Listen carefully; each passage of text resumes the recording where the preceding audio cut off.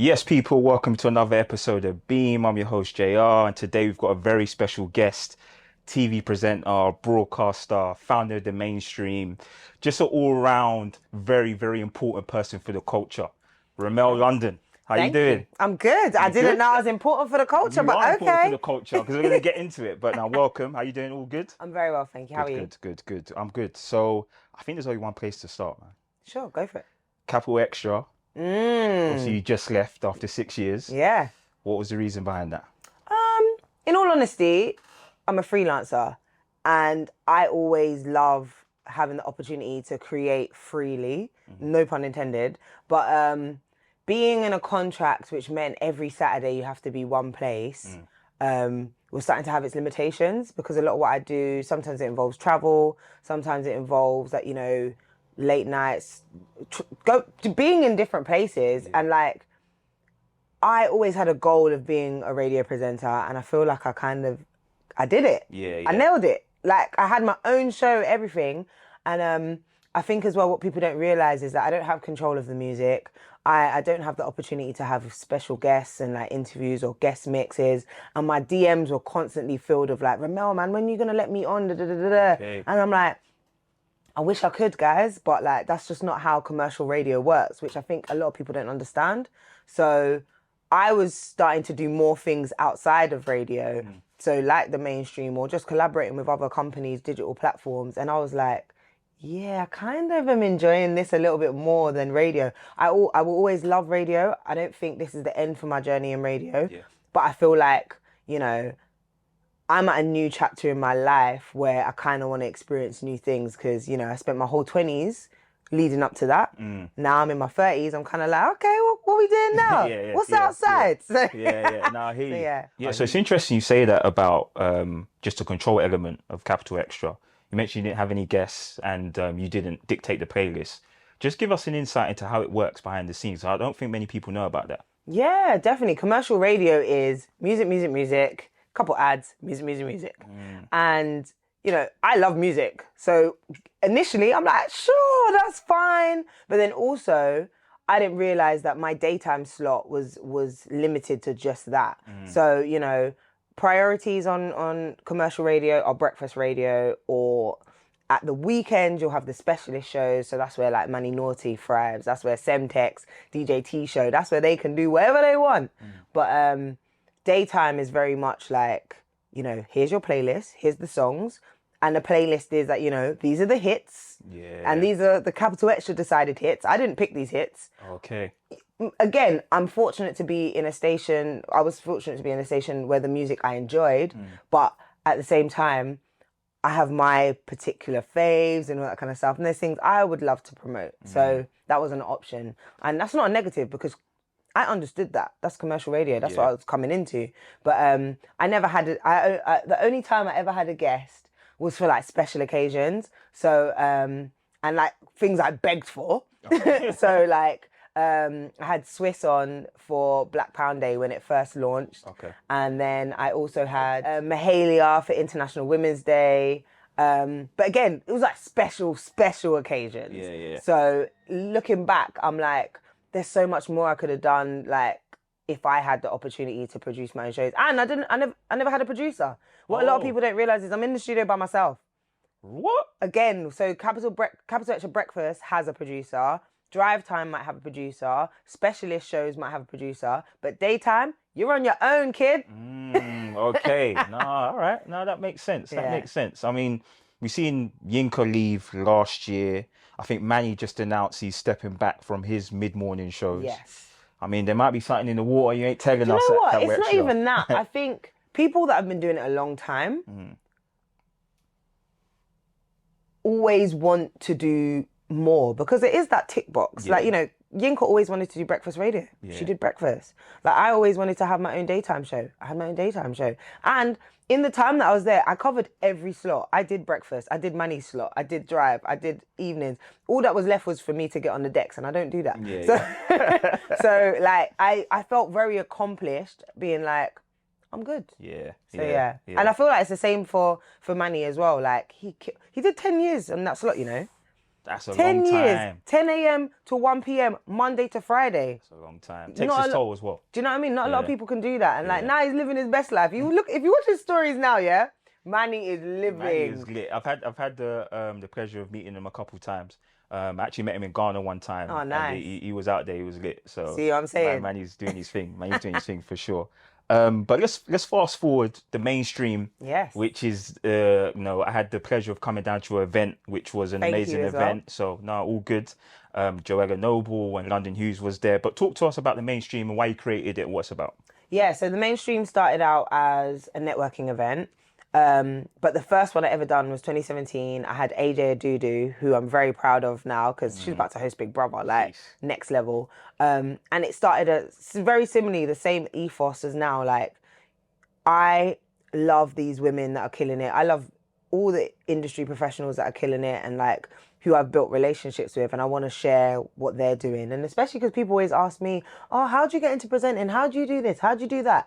And I'm like, guys, I'm still trying to figure this out myself. So like, let me bring some of my industry friends, celebrity friends, and they can tell you a little bit something. I can chime in as well, and then we all learn together. Yeah. And so so when I did that event in 2017, that was amazing. But then, funny enough, I joined Capital Xtra later that year, so I was like, I'm good. I don't need to do this little event no more. But then the itch to continue to create and do more was still there. So, and like I said, I didn't have the opportunity to do interviews, so I was like, oh, let me start a podcast. So the mainstream turned into a podcast. Then it just kept on building because people were like, oh, you should do this, or you should do that. So I started doing presenter workshops, which was amazing. And then from there, we've been able to collaborate with like so many major like platforms and events. So I collaborated with Black Girl Festival this year. Nice. Which is amazing. So we did a presenter workshop there. Loved every minute of that. We had girls as young as like 14 to women like in their 50s be like, yes, I'm gonna be a presenter from this. And that was amazing. So we just continued to develop it for whatever needs need to be met. And the mainstream live show, which you came to, was another adaptation of that. It's panel discussions, but in a nice kind of chat show, fun format. Thank you, man. It was lit. I enjoyed it. It was good to network. It was good to hear the stories of London and Joella. So yeah, looking forward to many more. If there's more, man, thank you. For sure. At that event though, you was very vulnerable, I would say. You shared a lot about your journey. The letter to Oprah. Yeah. The letter to Oprah.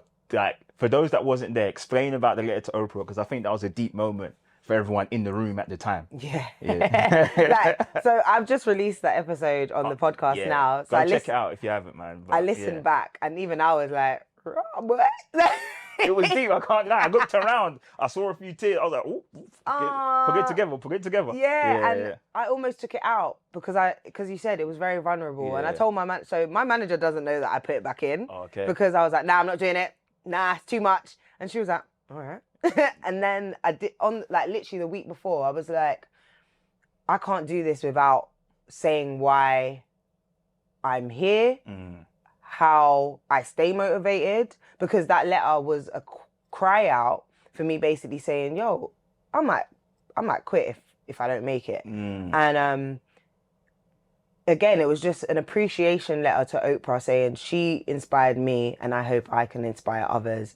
And it's funny because I've released that letter before, closer to the time when I wrote it, and I think, you know, it kind of was like, oh, wow, this is so deep. But then I was in it. Yeah. So it was just like, I'm just like, oh, let me just brush it off. But now the fact that I wrote that letter 2016, and that's literally like 6 years later, and I still feel exactly the same way as what I said, like, you know, being like, oh, I really want to feel like, you know, the black people can be appreciated in the industry. Like, everything I said is still mean, but I feel a bit more confident of who I am, being like, no matter what happens, I'm gonna do my thing. Do your thing. Yeah, but then I was like, I hope, I wish, one day, maybe. And it was really, it felt like I'm proud of who I was then and who I am now, to look back on that letter and still be like, you know what, despite the no's and the rejections, I'm still gonna persevere. So yeah, definitely a vulnerable moment. I agree. You know, it was a vulnerable moment, and like, just touch on what you said, man. Like, you definitely are someone that keeps on trying. Do you know what I mean? Like, events, like broadcasting, radio, voiceovers, which we'll get into later on. So if anyone has followed your journey like I have, just like I really admire that about you. So Thank you. keep on doing that. But let's talk about the journey. Let's talk about younger Remel. Right. So like, what would you say influenced you when you was growing up that sort of said, you know what, I want to be a presenter or I want to be in entertainment? So going really far back, I grew up as an only child at home with my mum, but I have a big family who's very creative in general. But anything I saw, I consumed. So if I saw someone, I've said this before, like I saw, there was a show called Smart Guy on Disney Channel. And there was one episode where the kid was tap dancing. I said, me, I'm going to tap dance. What? So I went in the yellow pages. I said, Mom, can I go tap dancing? She said, cool. Like, all right, let's go tap dancing. And like, you know, I saw things like Bugsy Malone. I'm like, oh, these kids are pretending to be adults and acting in a big film. I want to be an actor. So again, signed myself up to musical theatre. Like anything I saw, I'm like, I'm going to try it. And I loved that. And I loved the fact that my mum was always like, all right. Like she didn't know or care. And that's a rare thing, like especially I'm from African household, so you know the nose are the nose. Really? Well, yeah, it's my mum's Caribbean. I'm half Guyanese, half Nigerian. right. And my mum, looking back, I'm like, how the hell did you afford any of this? But we did loads of free trials. We did loads of summer schools, summer schemes. Pay £1 and you can try. And basically, she always had this ethos of like, you can try it and then see what happens. Yeah. Like we did piano lessons. You can try it. You can do your grading. Okay, cool. We've run out of money. That it ends. And I was like, oh, all right. Guess it ended. So she was very much like, you can do it. Yeah. But there's gonna come a point where you need to really decide: is this something you want? Because am I gonna have to get another job to do this? Or do you know what I mean? So my mum always gave me the encouragement to try at least. And then radio, being specifically as a presenter, I realized I didn't want to act because I thought acting was a bit too controversial for me. Like I'm a young black Christian girl. Don't make me do things I don't want to do. So I was like, what's something I could do that I could still be myself? And my mum religiously leaves the radio on 24/7 in her house. Right. She always had it on Choice FM. So every day, excuse me, every day I heard Choice FM. I heard Martin and Asha in the mornings for breakfast when I'm on my way to school. And one day I carried on listening. So I was listening as I was getting ready. And I thought, let me put it on my phone. As I was walking to school, I was listening all the way up to school. And I was like, yo, this is sick. Like, oh, what, they told me so-and-so's coming up, like Destiny's Child are going to be on the show later. And I was thinking, these all have the sickest job. You're just going to be chilling in the studio with Destiny's Child and Usher and Little Bow Wow's maybe going to be outside in Leicester Square. I was just like, everything you're saying sounds like a dream. That I want to be surrounded by, you know, amazing talent and creatives, interview them, ask them questions. So that's when I realized, like, radio could be a possibility. Like having a black radio station in London, it's big. Gave us the opportunities to have access to American artists, especially, but also UK artists. Back then we had Nathan, baby, won't you come into my room? Banger as well. Banger. Do you know what I mean? Like we started seeing more fundamental. We started seeing more UK artists coming through, and I'm like, okay, black talent is a thing. So that's when I was like, okay, I can do that. I'm gonna interview them. I'm gonna be at all the events. My doors and windows and mind was opened. So yeah. Nice. Events, because I know you started events early, and you know what? I'm gonna read you a tweet. Yeah. Oh Lord. This is. What year is this tweet from? So this tweet's from 2013. How'd you find that, boy? Because I deleted everything. Well, you know, you got to do your research. But so this is what you said. Yeah. You said, I realized the other day that I organized and hosted my first ever event when I was 14 in year 10. Oh, sick. Yeah. Wow. I've come a long way. So at that point, did you know you wanted to do events? Yeah. Literally that young. So I knew I wanted to do... So yeah, I think I figured out radio was a job when I was about 13, 14. And then year 10, we realised that our school didn't do Black History Month. And all of us, like me and we were part of the black girl crew. Like we went to a girls' school.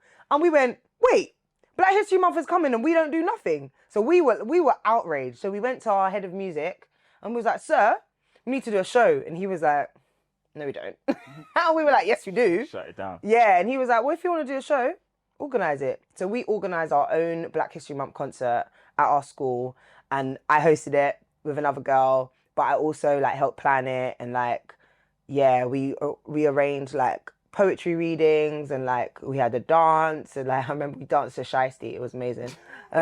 Yeah, we just made sure it was like everything that we loved about Black culture, and we packed it in, got a girl we knew in a class to design the flyer. We went ham. So from there I knew anything.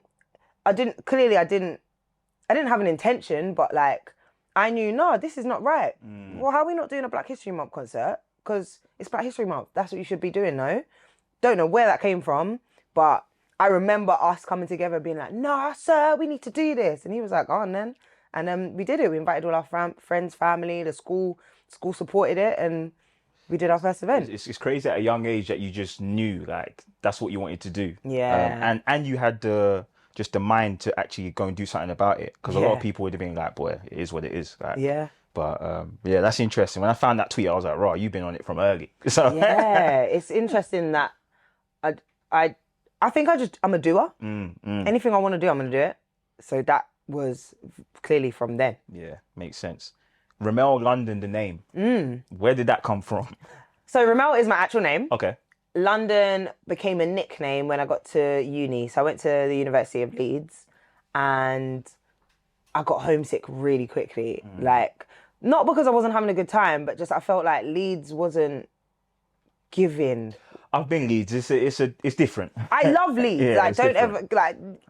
People know I love Yeah. Leeds. Like, to the point where I almost considered not coming back, and then I was like, "This is stupid," but I can't afford this. Yeah. But I basically always talked about, yeah, when I get back to London, and then in my course as well, there's only 30 people, and most of them are from the Midlands on up north, and they were like, you know, you have an accent, right? And I was like, of what? And they were like, of London. I was like, that's not a real thing.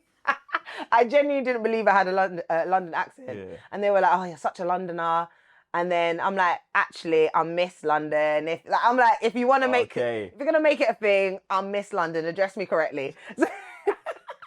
And then that was back when Facebook was Popping. Yeah. Yeah, it was So all everyone over. had a Facebook. Yeah. And I remember one of my friends at the time, she was like, don't put your government on there, you know, because when you're looking for jobs, they're going to see all your party raving, da-da-da-da-das. So I was like, oh, yeah, you're right. Okay, I need the alias, Remel London. It pops. Everyone called me Miss London. Like, she was like, oh, this girl. They were like, she's always talking about London. And especially because when I had my own like student radio show, pirate radio show. So it just became like a place where I celebrated London culture. I always played, like, back then Funky House was massive. So I was playing Funky House music, and like I was interviewing DJs and other like artists from London. So my thing was celebrating talent in London. Yeah. Miss London happened, and it stuck. And it's an odd one because it gets confused sometimes with the makeup brand Remel London, which is why sometimes people mispronounce my name because of that. And someone even said the other day, they were like, yeah, I saw you had a big sponsorship deal with. I was like, guys, no. Sometimes you have to claim it though. Okay, for legal reasons, I cannot. Okay, cool. But, you know, at the same time, I felt like it had a ring to it because of familiarity, and it's just correction of like, I always have to correct people with my name anyway. But yeah, it got easier because people are like, oh, I know, I've heard of that. And I'm like, have you? So Remel London just stuck. So, yeah. Remel London it is. Jumping back to events, where did Rate Me Please start? Oh yeah, that was my first ever baby. So it was originally a podcast. Okay. So that launched 2012, and again, same thing. My inbox was full of people being like, yeah, I want to get into music, like listen to my track, tell me what you think. I weren't even on radio back then, but that's because I worked with Link Up TV, I worked with I Love Live. I was very much associated with like UK music. So people had faith in me that if I listened to it, I could help them somehow. Yeah. And I was like, guys, I have nowhere to play this music. I don't have a show. I don't do nothing. So I was like, cool, let's start a podcast. I don't even know if we called it a podcast back then. Must have. I don't know where that word came from, but it existed. And I used to get people in the scene to sit down, listen to the podcast, and would review it. And that's why it was called Rate Me Please. Because it was like, if you get rated by these industry people, clearly you're doing something right. You had the listening party before there was a listening party. Yeah. Okay. It was because it wasn't for established artists. Yeah, it was always for emerging talent. Right. But like, we literally found so many amazing artists on there. And then I realized, okay, we can't just rate it and not do anything about it. So I was like, I need to do an event. So the first series, everyone that we rated ended up at the first ever show. And then I'd book people that were up and coming and doing well to also perform on the show as well. Right. So emerging talent would be on the show, and then you got that mix. And then people that are bubbling. So like, we had Miss Banks come through. She won our open mic. We had Shaka perform. We had Little Sims. She was the first person I ever booked. Wow. We had Nadia Rose. Yeah, she did the open mic. I don't know if you're familiar with Conniver. He's another sick artist from, I think he's from South. Conniver was on the show. He's been like supported by like Semtex, and like, I think he just won mobile and sung. But yeah, we had so many people come through on the open mic and come through on the pod because everyone just knew, just send your music. And I'll never forget the first ever event. Back then, you could you could start a trend on Twitter, but if you just keep on reposting. Okay. So I remember we reposted the hell out of it. I said, everyone hashtag rate me please, repost. So we were trending back when like trending was like easy to do basically. And I never forget, I had a guest list for it, but like people just started turning up, and like, God rest his soul, I remember Jamal Edwards turned up and everyone was like, yo, is that Jamal from SBTV in the line? I said, let him in. Let him in. Don't pay for nothing. Come. Like literally. So we were just, we were very much like, me and my team, again, it was just a group of young kids that were volunteering, helping me out. And like, you know, I paid for it off my own back, and like I charged £5 to get in. And like, so I'd probably make like £300 on the night or whatever. And like, again, I was like, sorry guys, I can't pay you, but like, it's sick, innit? Yeah. We're all here, innit? Yeah. And like, yeah, it was just good times. Like, no, I probably made more than that actually. Because like, we used to do it at the Queen of Hoxton, and like, we used to fill it. And that capacity was like 100, 150 people. And like, when it first started going, like, it was doing really well. And we had guest speakers, like we had both Twin Bees, we had Ras Kwame, Manny Norte, DJ Target, who else was a guest speaker? We had so many. Zion Richards, who was like Retry 2's manager. Yeah. Like, we had so many people come through and offer like words of wisdom, because it was not only the open mic, the performances, but we had a networking, we had a Q&A with industry professionals, and they were our Q&A. So that was a time. Like, it was such a good time. And like, I think I really got to see, I don't know how to say it, but like, an idea can become a vision. Yeah, and I was gonna say, like, it just goes to show of like, when you have an idea and you do it, you never know what's gonna happen. Yeah. Do you know what I mean? And I'm sure those people that have, you know, came through at that time, you've probably built a relationship over the years, and at some point, do you know what I mean, reconnected and done a bit of work and whatever it may be. So it just goes to show, people out there, do what you need to do. If you've got an idea, just go ahead and do it. 100. You mentioned Link Up, and you mentioned I Love Live. Obviously, Link Up, very, very important to the culture. I Love Live, crazy amounts of artists have gone through I Love Live and 100. Gone to many things. But like, how was that for you, like, actually meeting stars and meeting like up and coming artists? Because you, on your journey, you must have met everyone along the way. How was that for you? So this is gonna sound so like nonchalant, but like, I don't get starstruck very easily. Okay. So I was just happy to be there. I'm just like, oh hey, oh, you made that song, innit? That's sick, man. Anyway, can we chat? Like, for me, I was very much just like, I'm not interested in the glitz and glam part. Yeah. I'll never forget, like, the first thing I asked Tiny Temper was like, this is when Pass Out dropped, and no one really knew who Labyrinth was. Okay. And I was like, bro, first things first, who produced that? And he was like, oh yeah, this guy called Labyrinth. And like, the rapport was just like, people talking about music. It wasn't like, oh my gosh, you're sexy, you're this, you're that. No one cares. Yeah. Obviously, everyone thought Tiny was buff back then, but like, he's still buff, wonderful man. But it's like, I weren't there because I was interested in the person. What happened? What happened in that room? What happened in the studio? Like, I'm very much interested in asking questions and finding out information. Like, one, I'm nosy, but two, I just need to understand like your creative process. Like, that's my thing. So yeah, over the years, especially with Link Up, we were there for like the Rise of Stormzy, Krypton Conan, Retry 2, Gets, like, you know, these are still people I call friends now. Like not like friends to the point where I go to their house, but like if we see each other, like it's love. Like, oh, it's good to see you. How are you? That kind of thing. And I'm really proud to have witnessed the journey for all of these artists. So yeah, that's what I'm saying. It's not really oh, I interviewed this body. It's like, no, I saw them. I saw the grind. That's what I love celebrating. So, yeah. Well, my next question was going to be who's you starstruck by, but let me change that up and be like, is there anyone that you met was like, listen, Mama made it? Like, so it's not Mama made it, but it was like, oh, everyone's gonna be excited for this one. Yeah. It wasn't with Link Up. It was with a show I was on Sky called What's Up TV, and I interviewed Common, and I'm a massive hip hop fan, like, you know, Erica Badu, like Neo Soul, all that kind of stuff. He was always in that kind of box of like conscious rap and da. And I interviewed him, and I sent a picture to my family group. All the aunties, oh hell no, you didn't interview my man. I'm like, oh my god, my aunties are actually too much.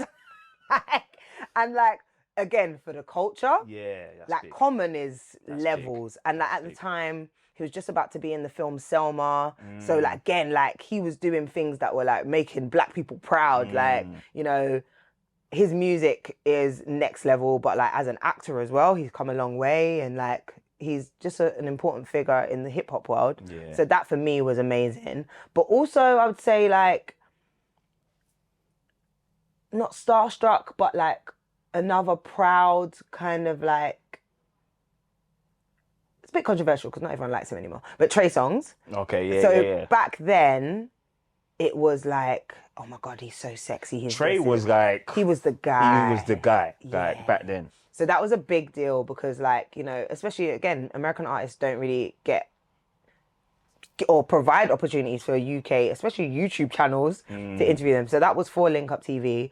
And I had it clear in my mind, I'm not sexualizing this interview at all. Because loads of female presenters went in being like, so Trey, nice to meet you. I'm like, hey bro, nice to meet you. So tell me about your new album, Like, I kept it so, like, I wanted to prove a point that, like, you know, we're having a conversation about music, nothing else. And he probably respected you more for that as well. He actually, like, at the end of the interview, he was like, nah, man, that was a really good chat. And I was like, oh, that's the best feeling. When someone tells you, like, they really enjoyed speaking to you, it's like, rah, that was good then. Okay, cool. Pat on the back.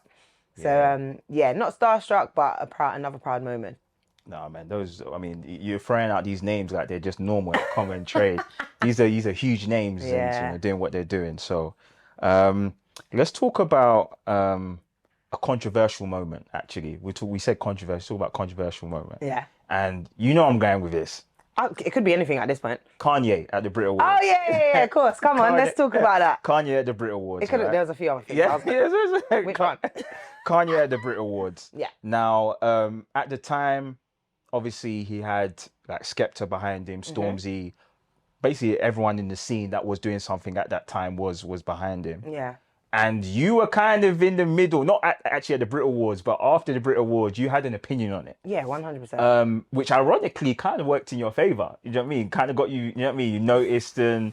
But talk to us about that time, though, because it was a very interesting time. Yeah. And I don't think people understood the hype around it at the time as well. So, like, what was your opinion on it, first of all? Yeah, of course. So, basically, Kanye had been announced to be performing at the Brit Awards. He performed at the Brit Awards, and he invited, like, basically loads of UK artists to perform, to be on stage with him. And I was disappointed because I was like, why are they on stage? Why are they not performing? So it's like, so you know when a surprise guest, Skepta, hand him the mic, bro. That was my point. That was actually my point. I was like, yo, you brought him on stage, these are the best of British you got on stage, and you didn't pass one mic. Like, that's the bit that irritated me. And then someone said, so when that was happening, I was at another event, and I can't remember who it was that said it. Some random guy was like, "Nah, man, this is why I love Kanye. He's like a god to us." First of all, what we're not going to do is do blasphemy. You see the shift? You see the shift though? She's ready. She's ready. So I said, "Excuse me?" He was like, "Nah, man, see what he did for the man them." I said, "What did he do, bro?" "They're on stage." And so we got into it. I'm like, "Bro, they're on stage, but they're not performing." And he was like, "No, you're not understanding it." I'm like, "Sir, no, you're not understanding it. Someone that brings someone in my opinion, offers a platform for them to do what they do." Right. So I got home. It was on my heart. Opened up my YouTube. And I let what I wanted to say flow. So I released the video. And I remember at the time, Rashid at Link Up, he wanted me to he was like, "Be opinionated, man. See your thing, man." He uploaded it. He like reposted it on Link Up. So obviously, it's going to get extra love. I woke up, it was on GRM, it was on this, it was on that. It got transcribed for the Voice newspaper, got transcribed for the Guardian newspaper. I was like, hey. Viral. Literally, back then, very viral. Like, back then, being viral was like 25 to 50,000 views overnight. Like, to be fair, that's still pretty viral now. But back then, I know what you mean. Back then, that was viral. That was viral. And in the video, I was basically just saying, yo, I just feel like Kanye should have passed the mic to the guy. At that point, no black artists had really, like, especially grime rap, like UK artists had been invited to perform. Yeah. So I was like, this is us supposed to be UK artists being celebrated, but it felt like there was a catch-22. You can come on stage, you can't perform. Yeah. So that's why I was really upset and disappointed. I really see you as someone, as I said at the start of the conversation, like you're very important to the culture. And me personally, I don't think you get the flowers that you deserve. I don't need flowers, man. And that was going to be my next question. Like, do you feel like you're like under the radar, or do you feel like you're underappreciated in the industry considering your journey and what you've contributed? Do you know what's crazy? For ages, I was so angry. Like, I was like, why am I not hosting that? Am I not invited to that? Why? It's not my purpose. It's not my portion. Like, I literally, like, my faith in God has changed my whole perception of what everybody else thinks and cares. Like, literally, God has put me on this earth for a purpose. I am understanding my purpose. I'm working towards my purpose, and I'm enjoying that purpose. So anything else that is not coming to me, it's not for me. And not because I'm never going to have it. Maybe I'm not ready for it. Timing. Do you know what I'm saying? Like, maybe there was a viral video that could have been mine, but I wouldn't have been prepared for it. Maybe there could have been a booking that could have been mine, but I wouldn't have been prepared for it. And I would have been so upset if I got offered something and I didn't kill it the way I wanted to kill it. Like, I purposely am only moving wherever I feel God has taken me, and I'm happy with that. Like, yes, there's always more you want. We all want more. Like, that's the funny thing about human beings. We're never satisfied. Exactly. But at the same time, I'm learning. Gratitude has been my best piece of equipment. Like, I'm learning to appreciate everything that happens to me, and like, you know, like, even like last week, I was in New York for the MTV VMAs, and like, it was a high pressure environment. And I'm like, I spent years preparing for this. It was sick. Yeah. It was easy. It was fun. I saw clips, man. You bodied it as usual. I loved every minute of it. Can't say the same for Sweetie, but you know, we'll get into that. Oh, bless her. See, but that's what I'm saying. It's not everything's your time. It's not easy. It's not easy. And like, that's what I'm saying. Like, I know that the things I do are because I'm prepared for them, and because it's the right opportunity for me. And maybe I'm not supposed to host XYZ event, but that was mine. That's yours. Do you know what I'm saying? And it's like, and when I did it well. Did it well. And, you know, now the doors can open and people can see me in a different light. But, you know, maybe I wasn't supposed to do it when I was 25, or when I was just turned 30, or, you know, maybe I had to live a bit more. So, yeah. Yeah, no, I hear you. And, you know, there is something about setting your own success. Yeah. And, you know, whatever your success is in your mind, that's what it is. and not getting validation from Instagram or Yeah. Twitter, wherever it I may mean, it's be. always nice to be It's complimented, always nice. It's but at always the same nice. time, I'm not fishing for compliments. hear that. Like, yeah, it's fine. I hear that. I hear that. Let's talk about. You just mentioned the VMAs. We've talked about how you've worked with Sky previously, WhatsApp TV. That was a big show, and you've done your own thing. And just I suppose, the balance between working with a corporate, even for example, a Capital Extra, a corporate, to doing your own thing. Did you need to adapt when like working with a big corporate like a Sky, like a Capital Extra, in terms of how you operate, or did you have to like keep yourself back in terms of, do you know what, I'm not gonna have control of this, but I'm gonna do what I need to do? Like, is it different working with a big corporate compared to doing your own thing? I have always been myself wherever I go. And most times I've got jobs because I've been recommended or requested. So, for example, the show on Sky One, the founder and director, Bob Clark, he saw the work I was doing with Link Up TV and asked me to be a presenter. Everyone else done auditions. And when I heard that, I was like, swear down, I didn't have to do an audition. So it was because he liked what I was doing. He said, we want that on this show. Same with Capital Extra. I was doing shows on BBC Radio 1 Extra as a cover presenter. And then one of the execs, he remembered me because I used to do work experience at Capital and Choice FM. And he was like, oh, we've got a slot on Capital Extra. We'd love you to demo for it. Demoed for it, got it. I have always been myself, and I have always brought the same energy wherever I go. And again, I got these job opportunities when I was just doing me. Doing you, yeah. Yeah, like I wasn't hunting them down, or like, again, I've never applied for a job. I'm always requested, or someone spots me and be like, oh, we want that for this as well. So that's the beauty. Like, same with the VMAs. Like, I hosted an event which I was recommended by Mo Gilligan for Lad Bible in March. And then so they needed a presenter for the VMAs. They were like, get that girl Remel, she was good.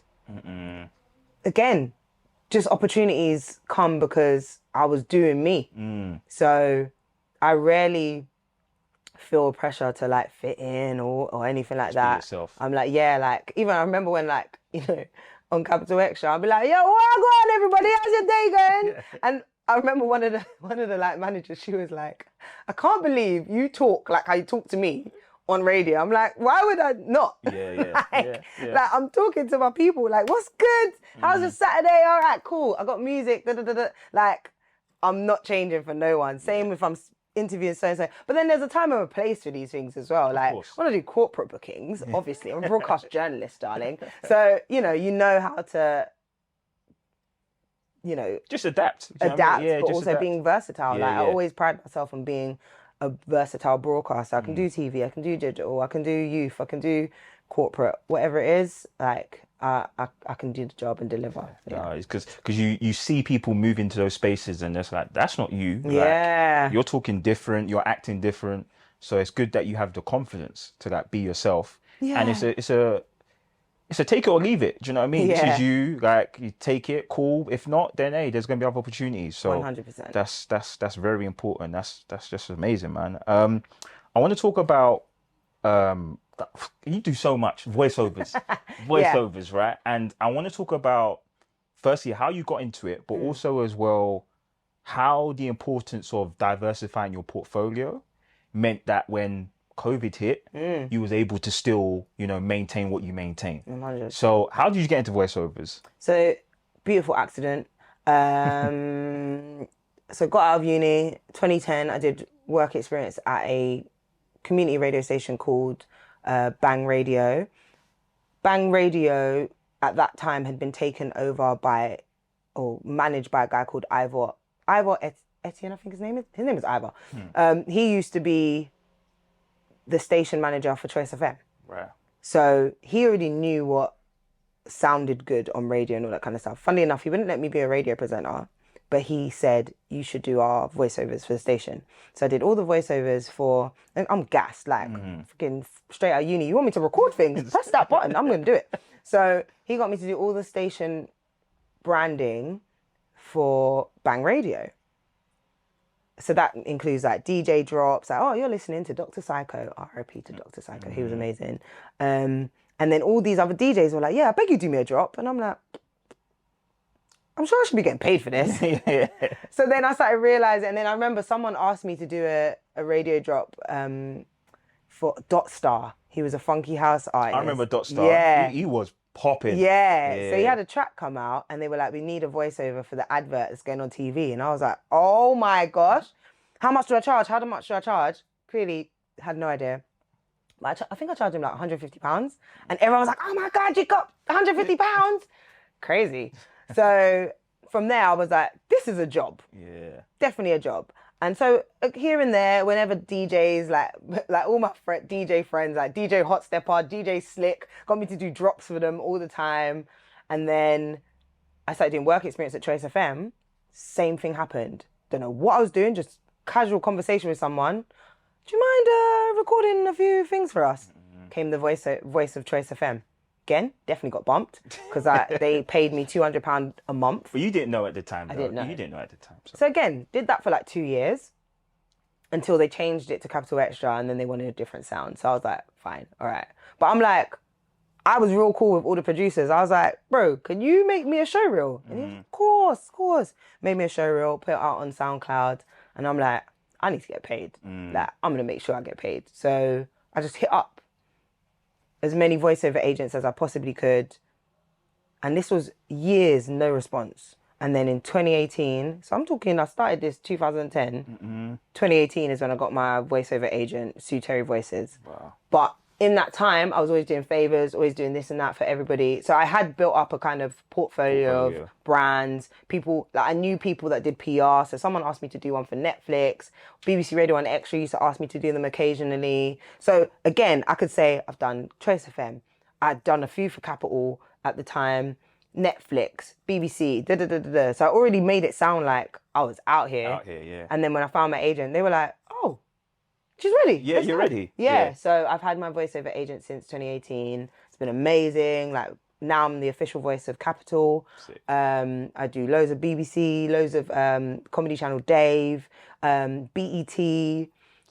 Loads, which is amazing because, like you said, through the pandemic, it was an absolute blessing. This is what I'm saying. You must have been in your room, hella voiceovers in your house. The best thing is, you know, we weren't allowed to go out, but I had a mic at home, and somehow my duvet became industry standard. For the acoustics, yeah. Okay, say no more.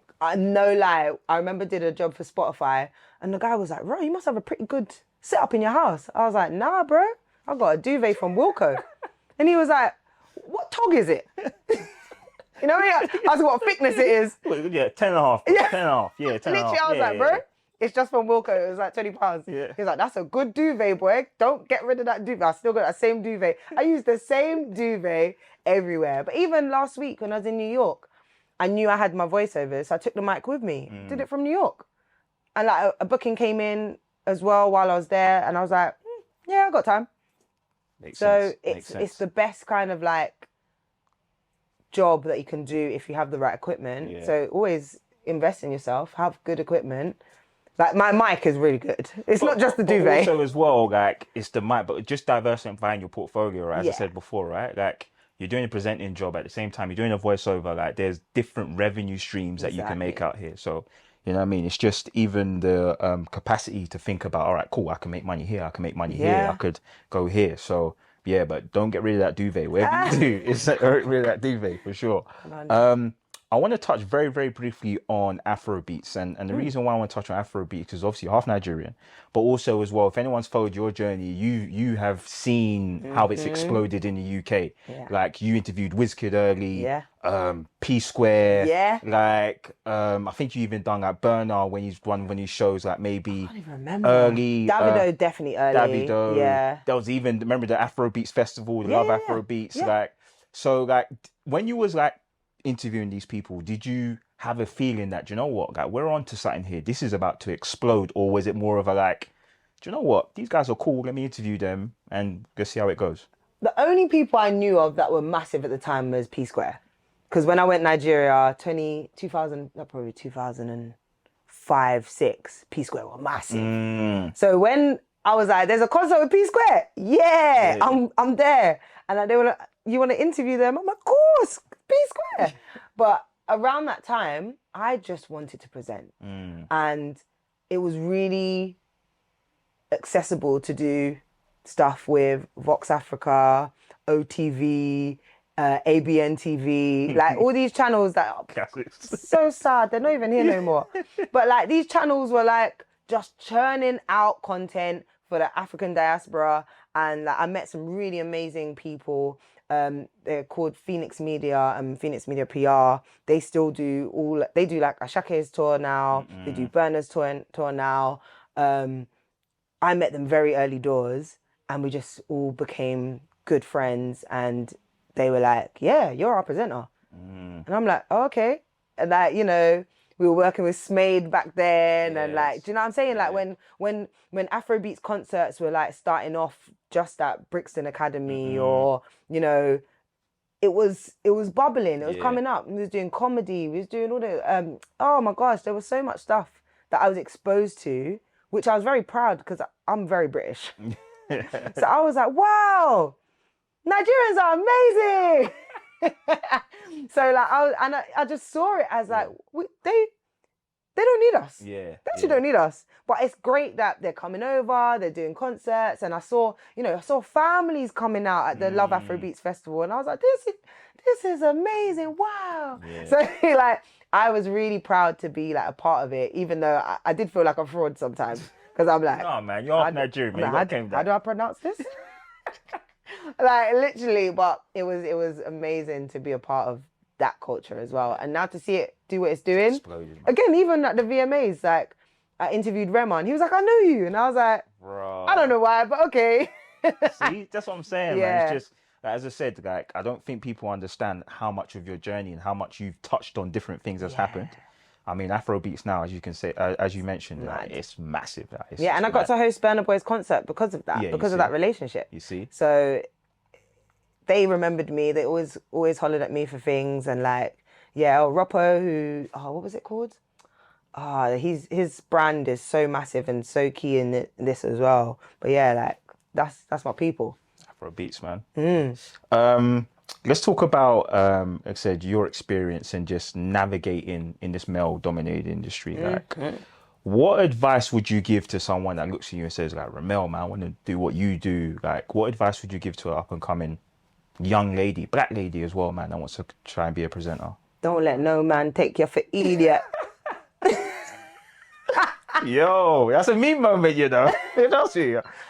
Nah, do you know why I say that? Yeah. Because some guys are mad disrespectful for no reason. And I had to puff up my chest and be like, yo, don't talk to me like that. I'm not a small girl. Right. And I think that's what it was. A lot of the time, people thought, she's just some any girl. No, I'm not some any. I don't know who I thought I was. But I literally refused to let anyone disrespect me or disrespect my people. Like, especially with Link Up, like, you know, back then, the days when like Link Up was out there and all that kind of stuff, like the boys were... Anything goes. They were wayward. Like, they were a bit wayward, and like, you know, they were learning the business and all that kind of stuff. And a lot of the times I had to speak up on behalf of them as well and be like, yo, we're winging it. We don't know what we're doing. We're trying to figure this out. Like, you know, give us a break. Obviously, there were times where I'm like, okay, you guys are moving mad. Fix that. Pay them. Drop his video now. Like, I actually ended up being a part of like the Link Up TV productions in that sense. And but it's because the guys respected me and I respected them, and that brother-sister bond was real. Like, it was real back then. We parted ways after a while because we just had different goals. Yeah. Because obviously I realised I wanted to do more commercial stuff and not just focus on rap, and I want to do pop stars and all that kind of stuff. But back then again, like, you know, not being sexualized, I'm not that girl. Like, not being spoken to like I'm stupid, I am not that girl. Like, I really just, like I said, I had to puff up my chest and own it and be like, I know what I'm talking about.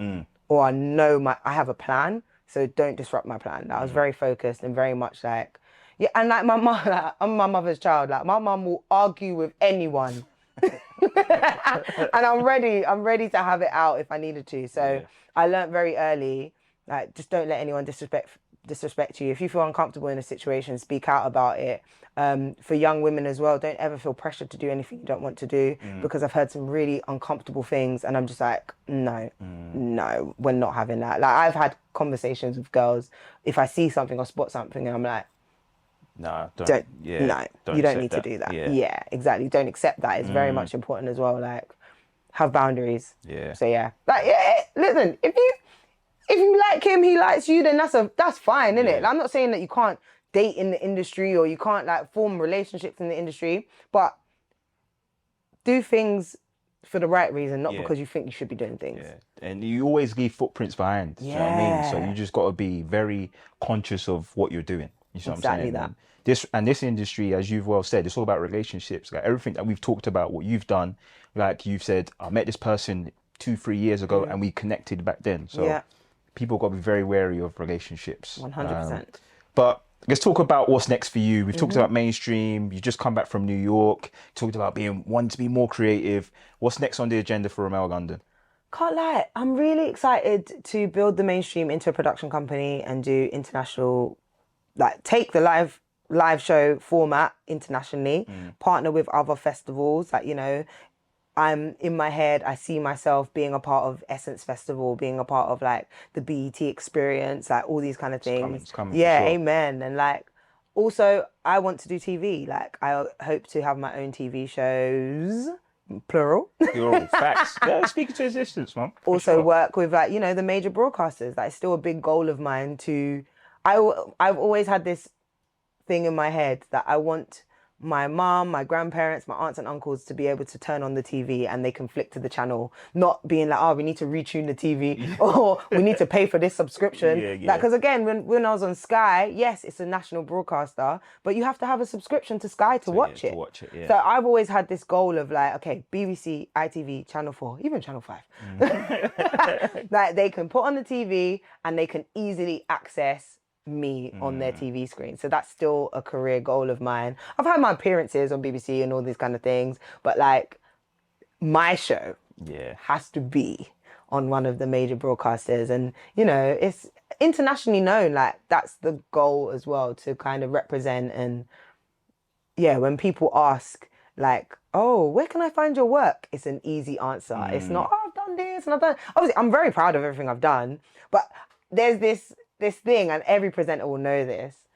It's like, what are you working on right now? Yeah. And you're like, oh, scrambling to say something. And it's like, I want to be able to freely say, like, I'm doing this. But I'm very proud to say the mainstream is continuously covering press junkets, new films, new TV, all that kind of stuff. Like, I'm going to be hosting the Some Otherhood premiere next month. Like, yeah, stuff like that. I love glitz and glam, get to dress up, premieres. So yeah, I'm very proud that we get to be like involved. I say I, but also I have a mainstream team as well. I and my team get to be involved in like big moments in UK culture, whether that's TV, film, music, entertainment, whatever that looks like. So yeah. Well, looking forward to it.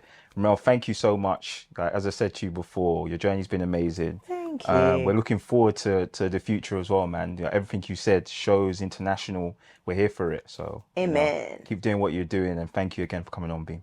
Thank you for having me. Cool. This was fun. Like I said, when someone says this is a good interview, it's a good interview. You see? Thank you. From the Queen herself. There it is. There it goes. Thank you. Thanks.